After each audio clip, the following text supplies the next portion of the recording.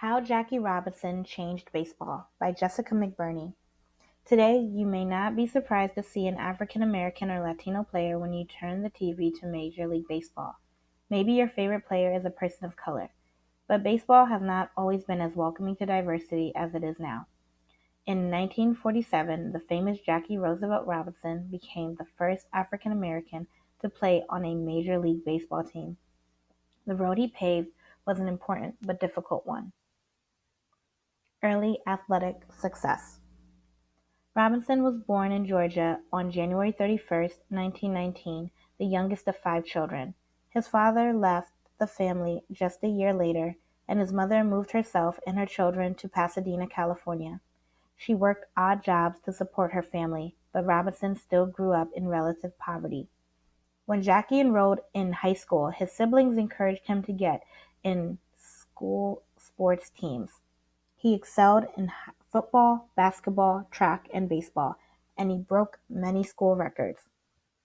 Robinson continued to play all of these sports in junior college. Ironically, he viewed baseball as his weakest sport. He transferred to UCLA to complete his degree, where he became the first athlete to letter in all four of those sports. UCLA had some of the most racially integrated college sports teams at the time, but Robinson was still among a very small minority of non-white athletes on all his teams. Fighting racism. Even early in his life, Robinson confronted racism head-on. In 1938, while still at junior college, he was arrested after disputing the police's detention of one of his black friends. He managed to escape a long jail sentence, but this and other run-ins with the police earned him a reputation of being very combative against racial oppression. When the U.S. entered World War II, Robinson enlisted in the Army. He never saw direct combat, but his military career was marred by racial problems. While stationed in Texas, Robinson boarded a non-segregated bus, but he was instructed to sit in the back anyway. He refused, and military police took him into custody for his insubordination. Fortunately, 1 month later, an all-white jury acquitted him, but the situation foreshadowed only more of the same prejudice he'd face later in life. A Negro player with guts. Robinson joined the professional Negro leagues to play baseball in early 1945. He signed with the Kansas City Monarchs and had great success, but he was frustrated by all the disorganization that plagued the Negro leagues.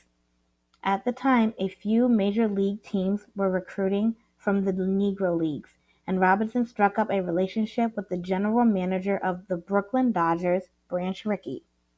Rickey liked the potential he saw in Robinson, but he had one question. He knew Robinson would face racial discrimination and injustice if he joined the major leagues. Could he be a Negro player with enough guts not to fight back? Robinson promised that he could and signed a contract with the Montreal Royals, the Dodgers' top minor league team. After just one season, he transferred to the Brooklyn Dodgers.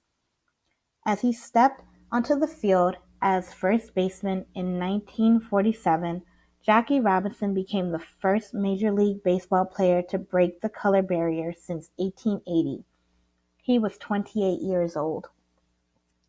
African American fans flooded to Dodgers games, and even the general public and the press had a mostly positive view of the team's newest addition. However, Robinson faced discrimination from a few of his own team members who threatened to sit out of games if he was allowed to play. Management took Robinson's side. "I say he plays," said the manager. "I say he can make us all rich, and if any of you cannot use the money, I will see that you are all traded."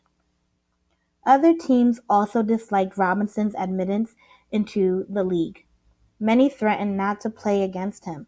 Most managers rejected these threats and forced the players to participate anyway. Instead, they took it out on Robinson directly during the games. Some players were physically violent. He once received a 7-inch gash in his leg from an opponent who spiked him with his cleats, while others hurled verbal racial insults at him and his teammates. The racism from other teams only united the Dodgers, however, and the team grew more accepting of him. Major success. Robinson won Rookie of the Year in 1947. In later seasons, more African Americans joined other teams in the major leagues as Robinson continued to excel.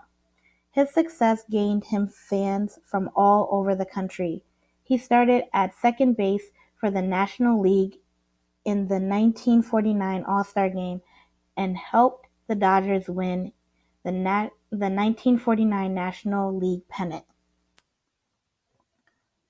Over the next several years his success grew, and by 1955 the Dodgers pulled out a win in the World Series. Robinson was 36 and starting to feel the effects of his age. In 1956, he did not dominate the league as much as he used to, partially because of the side effects he suffered from diabetes. When the Dodgers traded him to the New York Giants, Robinson decided to quit baseball altogether and become an executive for a coffee company instead. A legendary impact. After his retirement, Robinson remained a baseball legend. In 1962, he received baseball's highest honor when he was elected into the Hall of Fame. His playing style changed many team strategies. For example, he inspired players to be more aggressive in their base running rather than relying only on the distance they could hit the ball. Robinson also made an important racial breakthroughs in the sports world. The first baseball player to break the color barrier in 60 years, he paved the way for many future African Americans and minority athletes. His career helped the upcoming civil rights movement by giving Americans a heroic African American sports figure to rally around.